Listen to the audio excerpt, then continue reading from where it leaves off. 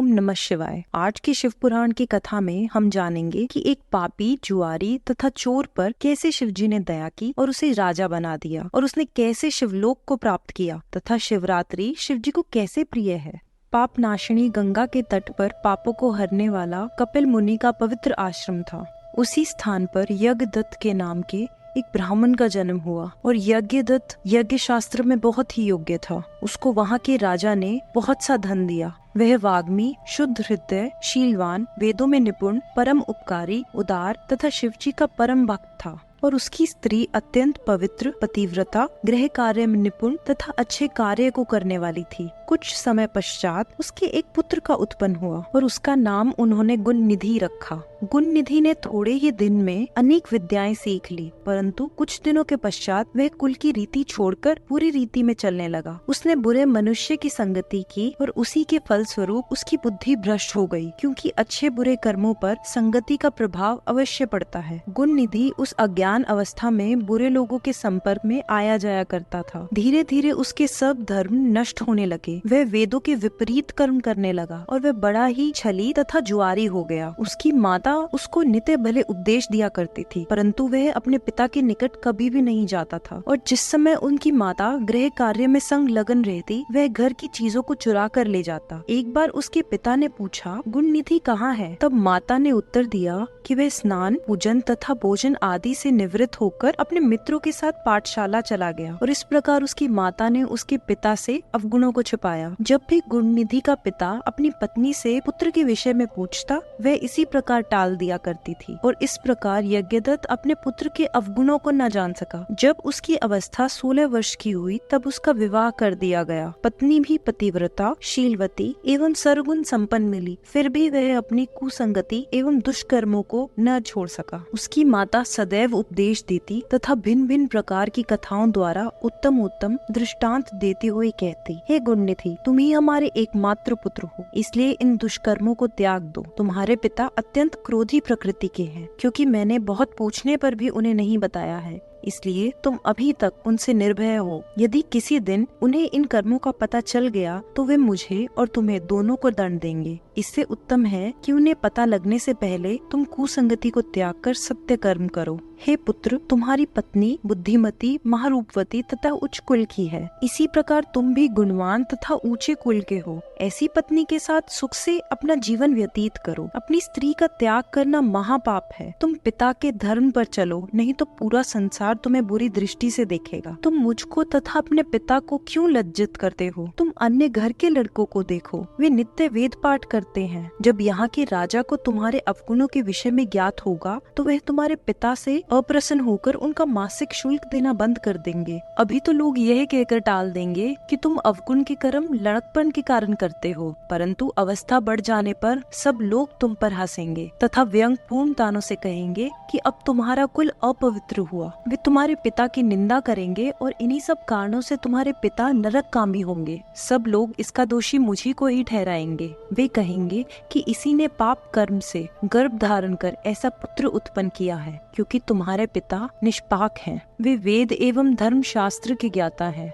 मैं भी अपने पति के सिवाय और किसी पुरुष को नहीं जानती तथा निष्पाप होकर गृह कार्य में संलग्न रहती हूँ, परंतु ये भगवान की इच्छा है कि मेरे गर्भ से तुम जैसा दुख देने वाला कुपुत्र उत्पन्न हुआ है। इस प्रकार गुणनिधि की माता अनेक उपदेश दिया करती, भिन्न भिन्न प्रकार से समझाती, परंतु गुणनिधि पर उसका कोई प्रभाव नहीं पड़ता था। गुणनिधि को यदि ब्रह्मा जी के समान भी कोई गुरु मिलता तो भी उस मूर्ख के मन में बुद्धि उत्पन्न न होती। गुणनिधि की माता उपदेश करते करते थक गई, परंतु गुणनिधि पर कोई प्रभाव नहीं पड़ा। वह सदैव जुआ खेलता, चोरी करता, मदपान करता और वेश्याओं के साथ भोग करने में अपना समय व्यतीत करता था। इस प्रकार उसने कुछ ही दिनों में पिता का धन चुराकर जुआ, भोग तथा वेश्याओं पर खर्च कर डाला। इस प्रकार वह निर्धन हो गया। उसके पिता ने जितने बहुमूल्य रत्न आदि अपने विद्या के प्रभाव से प्राप्त किए थे, उनमें से कुछ भी शेष न रहा। तब एक दिन गुणनिधि ने अपनी माता को पूरी तरह निंद्रा में लिप्त देखकर उसके हाथ से अंगूठी उतार ली और उसे जुआरियों के साथ दाव पर लगा दिया और जुआरियों ने उस अंगूठी को भी जीत लिया।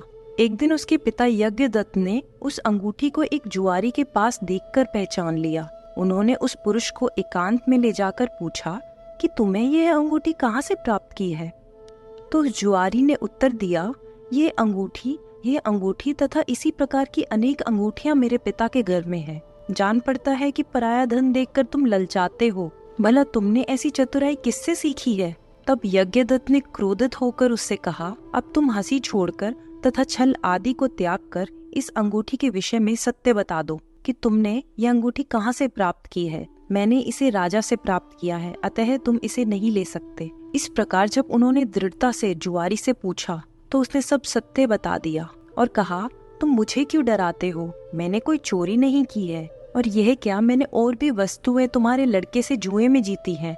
अनेक रत्न, सोने चांदी के आभूषण, पीतल तांबे आदि के बर्तन जो तुम्हारे घर पे थे, हम लोगों ने वे सब तुम्हारे लड़के से जीत लिए हैं। वह केवल जुआ ही नहीं खेलता, अपितु चोरी तथा वैश्यगमन भी करता है। जुआरी के ऐसे वचन सुनकर यज्ञदत्त को बहुत आश्चर्य हुआ। वे कपड़े से अपना मुंह लपेटे शोक से रोदन करते हुए अपने घर आए तथा स्त्री से बोले, गुणनिधि कहाँ है तथा मेरी अंगूठी कहाँ है?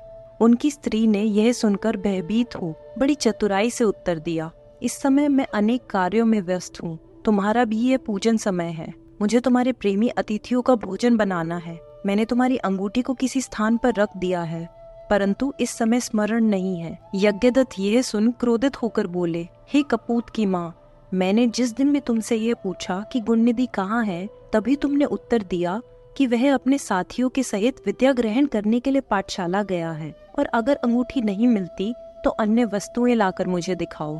अब तुम पुत्र मोह त्याग दो, क्योंकि कुपुत्र किसी को सुख नहीं पहुंचा सकता। अब मेरी इच्छा बिना पुत्र के रहने की है। मुझे ऐसी संतान की आवश्यकता नहीं है।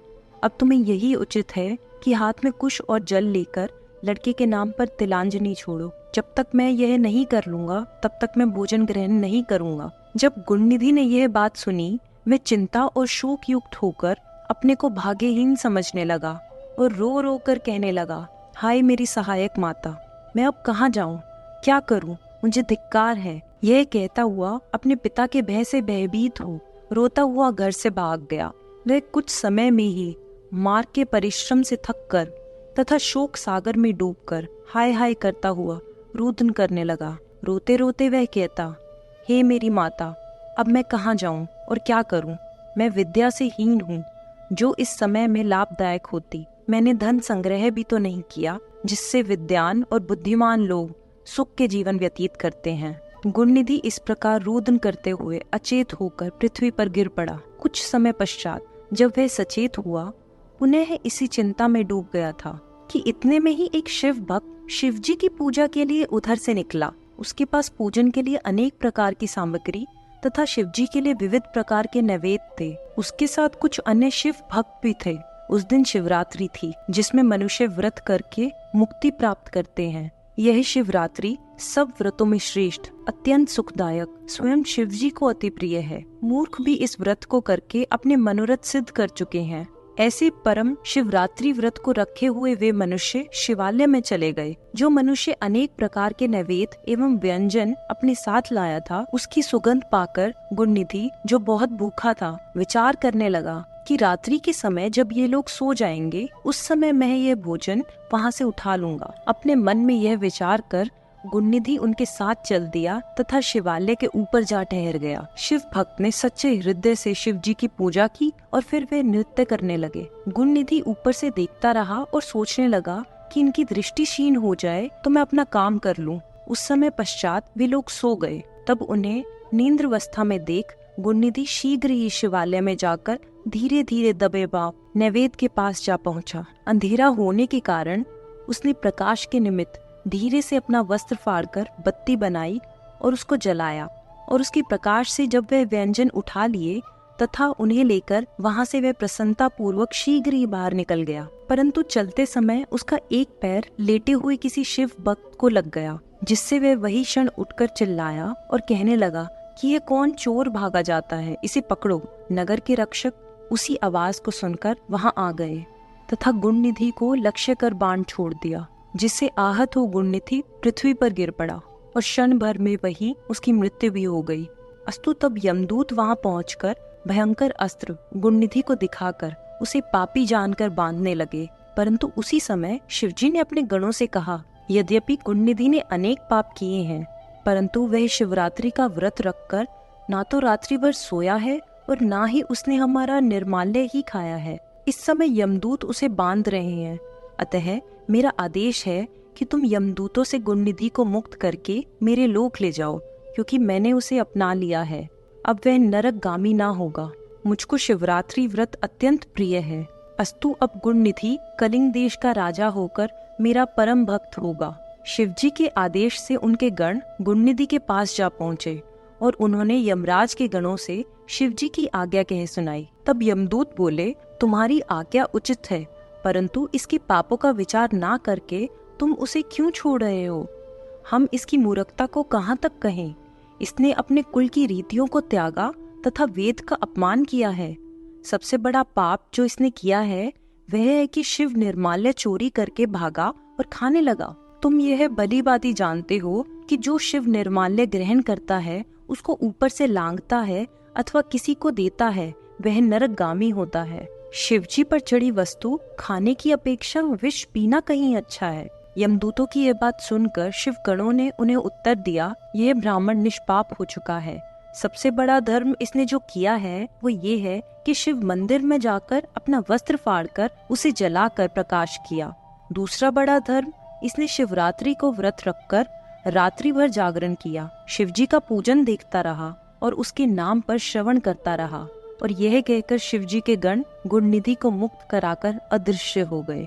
शिवजी के गणों के ऐसे वचन सुनकर यमदूत ने यम के पास जाकर उन्हें सब हाल कह दिया और इसे सुनकर यम को भी आश्चर्य हुआ। फिर यम ने शिवजी को दंडवत कर अपने गणों को आदेश दिया कि जो भी मनुष्य देह में भस्म लगाए हो, रुद्राक्ष धारण किए हो, शिवलिंग का पूजन करता हो एवं आराधना में डूबा हो तथा उसका शिवजी से किसी भी प्रकार का संबंध हो, तुम उसको मुक्त कर देना और कोई कष्ट मत देना।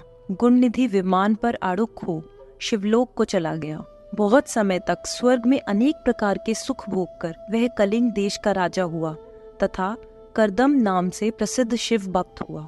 उसे पूर्व जन्म का स्मरण था, इसलिए वह समस्त शिवालयों में दीप दान करने लगा। उसने प्रत्येक मंडलेश्वर को आदेश दिया कि जितने भी शिवालय हो वहाँ दीपक जलाए जाएं। वह स्वयं भी बड़े हर्ष के साथ दीप दान करता था और उसकी मृत्यु हुई तब वह उस पुण्य से शिवलोक को प्राप्त हुआ।